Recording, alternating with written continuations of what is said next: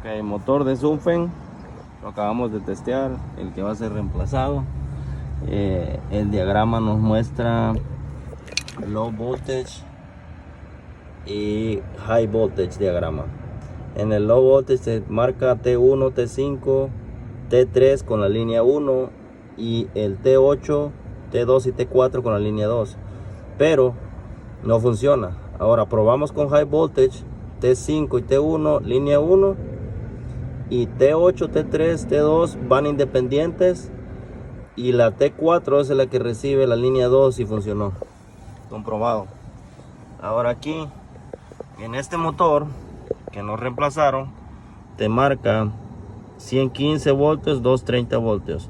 Nos marca que en la 230 voltios viene siendo en la posición de high voltage, conectado tal cual como lo marca T1, T8. Lo tengo así lo probamos.